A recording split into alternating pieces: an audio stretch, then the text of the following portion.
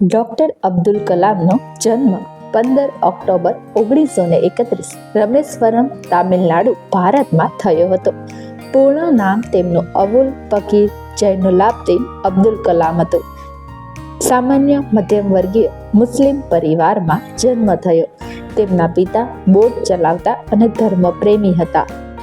Doctor APJ Abdul કલામનો અભ્યાસ કલામજીએ aerospace એન્જિનિયરિંગનો અભ્યાસ કર્યો હતો.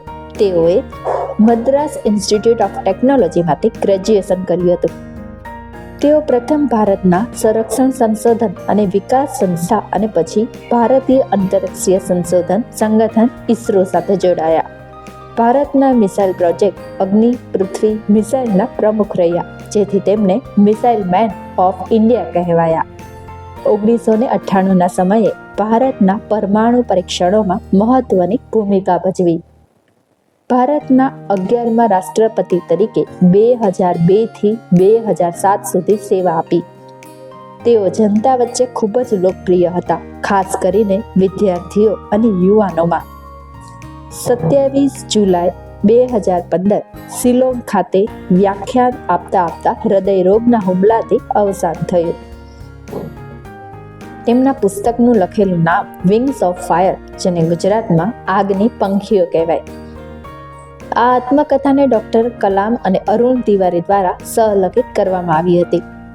બાળપણથી લઈને તેઓ રાષ્ટ્રપતિ બન્યા એ પહેલા સુધીનો સફર અહીં વર્ણવાયો છે.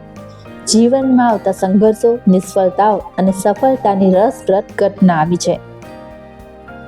તેમનો મુખ્ય સંદેશ હતો, કોઈ પણ સામાન્ય વ્યક્તિ મહેનત અને સંકલ્પના જોરે અસાધારણ સપનાઓ સિદ્ધ કરી શકે છે. બાળપણમાં અબ્દુલ કલામ પત્રો વહેંચવાનું કામ કરતા અને પરિવારનો સહાય કરે તેવા નાના મોટા કામો કરતા હતા. તેમનો પરિવાર ભલે ધનિક ન હતો, પણ પ્રેમ અને આધ્યાત્મિકતાથી ભરેલો હતો. તેમનો મહત્વપૂર્ણ સુવિચાર હતો, સપના તે નથી જે તમે નિંદ્રામાં જુઓ છો, સપના તે છે જે તમને નિંદ્ર ન આવે ત્યાં સુધી જાગૃત રાખે. આવા નવા ઇન્ફોર્મેશન વાળા વિડીયો જોવા અમારી ચેનલને સબસ્ક્રાઇબ કરો.